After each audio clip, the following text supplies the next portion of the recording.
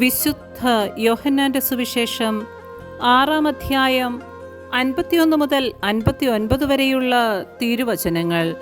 ജീവന്റെ അപ്പം. സ്വർഗത്തിൽ നിന്നിറങ്ങിയ ജീവനുള്ള അപ്പം ഞാനാണ്. ആരെങ്കിലും ഈ അപ്പത്തിൽ നിന്ന് ഭക്ഷിച്ചാൽ അവൻ എന്നേക്കും ജീവിക്കും. ലോകത്തിന്റെ ജീവന് വേണ്ടി ഞാൻ നൽകുന്ന അപ്പം എന്റെ ശരീരമാണ്.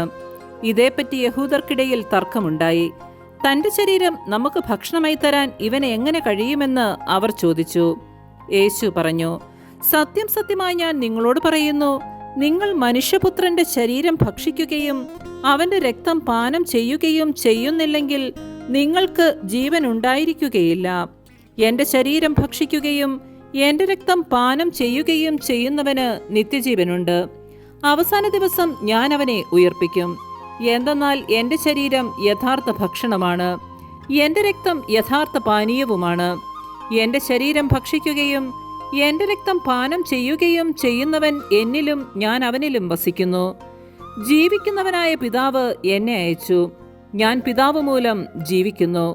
അതുപോലെ എന്നെ ഭക്ഷിക്കുന്നവൻ ഞാൻ മൂലം ജീവിക്കും. ഇത് സ്വർഗത്തിൽ നിന്ന് ഇറങ്ങിവന്ന അപ്പമാണ്. പിതാക്കന്മാർ മന്ന ഭക്ഷിച്ചു, എങ്കിലും മരിച്ചു. അതുപോലെയല്ല ഈ അപ്പം. ഇത് ഭക്ഷിക്കുന്നവൻ എന്നേക്കും ജീവിക്കും.